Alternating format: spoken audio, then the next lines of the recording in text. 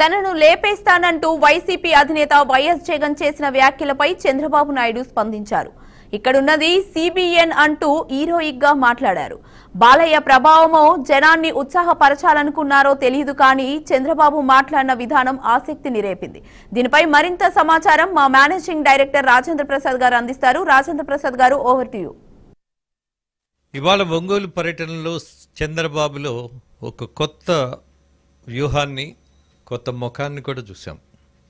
ఎప్పుడు ఇలాంటి డైలాగులు ఆయన మాట్లాడరు, కానీ వాళ్ళు మాట్లాడారు. అనివార్యం అనుకున్నారేమో, కొంచెం బాలకృష్ణ ప్రభావం కూడా కనపడిందేమో. కోర్స్ అలానే అనిపించింది. నన్ను లేపేస్తావా జగన్మోహన్ రెడ్డి, ఇక్కడ ఉన్నది సిబిఎన్ అన్నాడు. ఇలా ఎప్పుడు ఆయన మాట్లాడు, ఏదో సిద్ధాంతపరంగా, ఏదో పెద్దరికంగా, ఏదో కొంచెం హెచ్చరించినట్టుగా, కొద్దిగా చురకలేసినట్టుగా, అలాగే విమర్శలు ఉన్నటువంటి వాస్తవాలను ఎక్కువగా ప్రతిఫలించేట్టుగా మాట్లాడే సిబిఎన్ ఇక్కడున్నది సిబిఎన్ అన్నాడు. సో ఒక స్థిరమైనటువంటి నిర్ణయం తీసుకున్నట్టుగా కనిపిస్తోంది. ఆ స్థిరమైనటువంటి నిర్ణయంలో ఇవాళ జరుగుతున్నటువంటి అనేకమైనటువంటి స్కాములు, ఇవాళ ప్రభుత్వం చాలా ఛాలెంజింగ్గా తీసుకుంది, చాలా బ్యాలెన్స్గా వెళుతోంది. ఇవాళ ఏ నిర్ణయం తీసుకుంటే అది పొలిటికల్గా అవతల వాళ్ళకి ఉపయుక్తంగా టర్న్ అవుతుందేమో అన్నటువంటి ఆలోచనలో కూడా ఆచితూచి అడిగేస్తున్నటువంటి చంద్రబాబు నాయుడు ఇవాళ ముఖ్యమంత్రిగా ఆయన చేస్తున్నటువంటి ప్రయాణంలో విపక్షాలు చేస్తున్నటువంటి వ్యాఖ్యలు కావచ్చు, వ్యవహారం కావచ్చు, వీటన్నిటి మీద సునిశ్చితమైనటువంటి ఒక నిశ్శబ్దమైనటువంటి ధోరణిలో వెళ్తున్నాడు. ఆయన స్ట్రాటజీ ఎప్పుడు ఎదుటాడికి అర్థం కాదు. ఏదో ఆయన ధర్మరాజులాగా కావాలని నానుస్తున్నట్టుగా అనిపించే ధోరణి కనిపిస్తుంది కానీ బట్ ఫలితం చాలా వైలెంట్గా ఉంటుంది. ఆయన చేసేటటువంటి నిర్ణయాలు కావచ్చు, ఆచరించేటటువంటి పద్ధతులు కావచ్చు.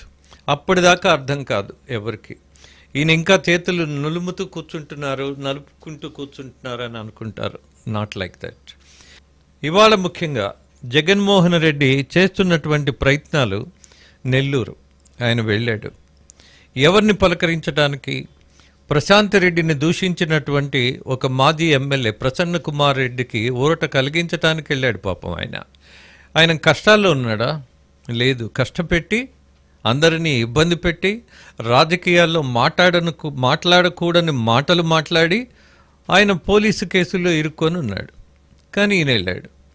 అలాగే కాకాని గోవర్ధన్ రెడ్డి, ఆయన ఏం చేశాడు? స్కామ్ చేశాడు. అందులో ఆధారాలు ఉన్నాయి. మొత్తం నెల్లూరు జిల్లాలో మైనింగ్ మొత్తం దోచేసినటువంటి నాయకుడిగా ఆధారాలతో సహా ఆయన 100 రోజులు పైనుంచి జైల్లో ఉన్నాడు. ఆయన కుటుంబీకులను పిలుచుకున్నారు, అక్కడే కూర్చున్నారు. అలాగే జనం సమీకరణ ఏమాత్రం చేయలేకపోయారన్నటువంటి పరిస్థితుల్లో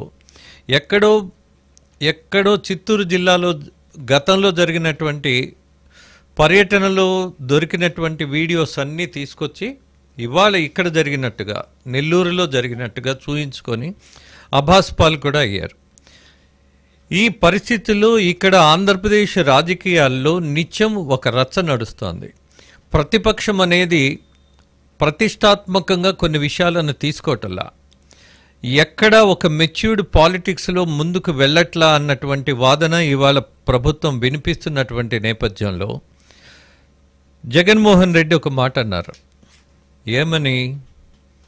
రోజమ్మను దారుణంగా తిట్టేశారు, నీచాతి నీచంగా మాట్లాడారు అన్నారు. మరి ప్రసన్న కుమార్ రెడ్డి చేసిన పని ఏంటి? పక్కనే ఉన్నటువంటి ఎమ్మెల్యే ప్రశాంత్ రెడ్డి, మీకు అత్యంత సన్నిహితులుగా చాలా రోజులు మీరందరూ కలిసి ప్రయాణం చేశారు. మీ పద్ధతి నచ్చక వేమిరెడ్డి ప్రభాకర్ రెడ్డి, ఆయన సతీమణి ఇద్దరు మీ పార్టీ నుంచి, మీ నుంచి దూరంగా జరిగి వెళ్ళిపోయారు. వాళ్ళు టీడీపీ పార్టీలో ఒకరు ఎంపీగా, ఒకరు ఎమ్మెల్యేగా గెలిచి ఇవాళ జన ఆమోదం పొందగలిగారు. ఎందుకని పొందారు? మీ నుంచి దూరంగా వెళ్ళారు కాబట్టి. మీరు అది అర్థం చేసుకోవాలి, ఎందుకు నన్ను వదిలేసి వెళ్తున్నారు అని. అలాగే ప్రశాంత్ రెడ్డిని తిట్టిన వాడికి నువ్వు వెళ్ళి మద్దతు ఇస్తే దాన్ని ఏమనాలి? మరి రోజా గురించి మాట్లాడేప్పుడు ప్రశాంత్ రెడ్డిని తిట్టిన వాడిని పక్కన పెట్టుకొని అలా మాట్లాడితే జనం హర్షిస్తారా? అర్థం చేసుకోరా? మీరు మాట్లాడేటటువంటి వాటిల్లో ఎంత డొల్లతనం ఉన్నది అన్నది కనీసం ఎవరు చెప్పరా? ఎలా మాట్లాడగలరు? ఒక మాజీ ముఖ్యమంత్రి ఒక మహిళను తిట్టినందుకు ప్రశ్నిస్తున్నటువంటి నేపథ్యం మంచిది. రోజమ్మని తిట్టకూడదు. మరి మీరెలా తిట్టారు ప్రశాంత్ రెడ్డిని? మీరెలా తిట్టిన వాడికి మద్దతు ఇస్తున్నారు? మీరెలా అది తప్పు కాదని సమర్థిస్తున్నారు? అలాగే నెల్లూరులో అనిల్ యాదవ్ ఏం చేశాడు? ఆయన వెళ్ళి మళ్ళీ సమర్థించాడు. ఇవాళ మళ్ళీ పోలీసు విచారణకు వెళ్ళాడు. వెళ్ళిన వాడు పోలీసు విచారణకు ఒక్కడే వెళ్ళాడా? నో.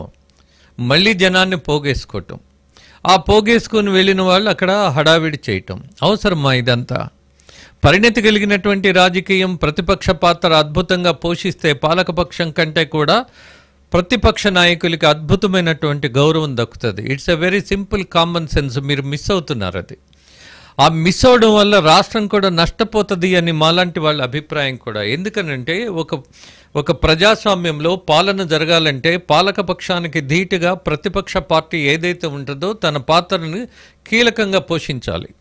జరుగుతున్నటువంటి అవకతవకలన్నీ జనం మధ్య నిలబడి జనం కోసం కలబడి మీరు ప్రశ్నించాలి. అది జరగట్లా. ఎక్కడ ఎప్పుడు ఆ ప్రయత్నం లేదు. తిట్టడం, సమావేశాలు పెట్టడం, కొట్టడం, కేసులు పెట్టించుకోవడం, పెట్టడం, ఇది కాదు కదా రాజకీయ పార్టీ చేయాల్సింది. ఇది చేసి కదా మీరు వెనకపడ్డారు. మీరు బూతుల్లో ఫస్ట్ ప్రైజ్ తెచ్చుకోబట్టి కదా ఇవాళ రిజల్ట్స్లో 0లో ఉన్నారు. ఎందులో మనం ముందు గెలవాలి అన్నది ప్రధాన అంశం కదా. అసెంబ్లీలో కూడా మనం ఏం చర్చించాలి? ఇవాళ 11 మంది ఉన్నా పర్వాలేదు. గతంలో టీడీపీ పార్టీ కంటే కూడా మీకు తక్కువ ఉండుండొచ్చు ఇవాళ. బట్ కమప్ ఇవ్వడంలో మీరు ఒక ప్రాధాన్యత ఏమిటి అనేది ముందు పెట్టుకొని ఆలోచన చేయాల్సింది వదిలేస్తున్నారు. ఇదే దశలో ఇవాళ చంద్రబాబుకు కావచ్చు, కూటమి ప్రభుత్వానికి కావచ్చు, మీరే వాళ్ళని మరింత బలోపేతం చేస్తున్నారు. ఇవాళ 162 సీట్లు వచ్చినాయి, వాళ్ళు బలోపేతం అయిపోయారు అని అనుకోవడానికంటే కూడా మీరు మరింత. రెండోది ఇన్ ప్రాక్టికల్ స్లోగన్ మీరు ఇచ్చింది వై నాట్ 175 అన్నారు. How far it is reasonable? Is it logical? కుదురుతుందా? 175కి 175 సీట్లు గెలవడం అనేది ఆశ ఉండొచ్చు, అత్యాశ ఉండకూడదు. దురాశ అసలు ఉండకూడదు. మీకు అత్యాశ కంటే కూడా దురాశ ఉన్నది. 175కి 175 గెలుస్తున్నామన్నటువంటి వాళ్ళు కనీసం ఆ ప్రయత్నం చేయలే. ఇప్పటికీ అదే ధోరణి. బూతుల్ని నమ్ముకోవటం, దాడుల్ని నమ్ముకోవడం, అర్థం పర్థం లేనటువంటి వింత వాదనలు, వితండ వాదనలు చేయటం. What to say? చూద్దాం. చంద్రబాబు నాయుడు ఇచ్చినటువంటి ఒక పిలుపు, ఇక్కడున్నది CBN, you can't do anything. Yes, పరిస్థితి అలానే కనిపిస్తోంది. మీ ప్రయత్నాలు ఎలా ఉన్నాయంటే డొల్లతనంతో ఉన్నాయి. అందుకే చంద్రబాబు నాయుడు చాలా కాన్ఫిడెంట్గా you can't do anything here, I am CBN అన్నారు. మీరు ఆలోచించుకోవాలి.